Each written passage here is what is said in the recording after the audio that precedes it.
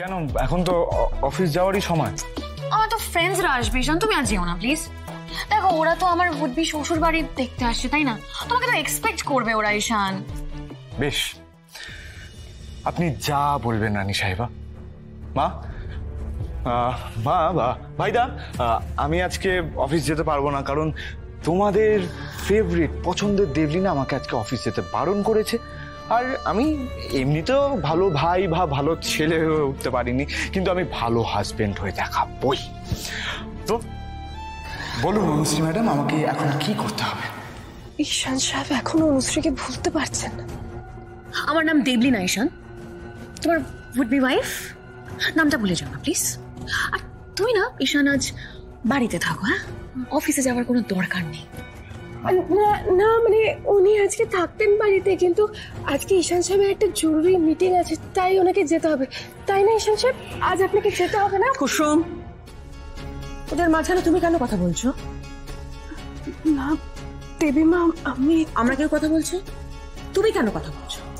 ও দিদি, ওই যে সেদিন তুমি বললে না যে কুসুম আমাদের সবার সাথে ডাইনিং টেবিলে একসাথে বসে খাওয়ার যোগ্যতা অর্জন করেছে, ব্যাস তারপর থেকে এই মেয়ের মাথাটাই ঘুরে গেছে। তুমি দুদিন সুনাম কি করলে, ব্যাস ও নিজেকে কাজের মেয়ে থেকে বাড়ির একজন ভাবতে শুরু করে দিয়েছে। আমি আজকে বলে দিলাম তোমাকে কুসুম, সবার সামনে বলছি, আমাদের পারিবারিক বিষয় তুমি আর কোনোদিন মাথা গলাবে না। দেবী মা আমাকে ক্ষমা করবেন। ঈশান, তোমার কোনো নির্দিষ্ট কাজ আছে অফিসে? বলো, মানে কোনো পেন্ডিং কাজ থাকলে আমরা করে দেবো সেটা।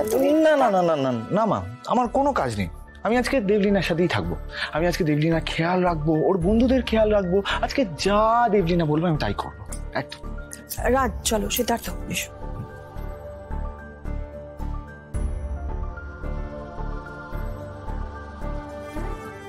না জানি আজ দেবলীনা ম্যাডাম কি করবেন ঈশান সাহেবের সাথে।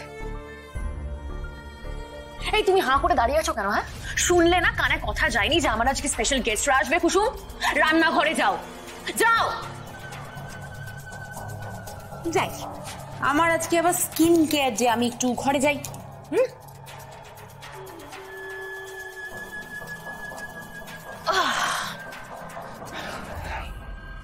বলো দেবলিনা, আমাকে কি করতে হবে?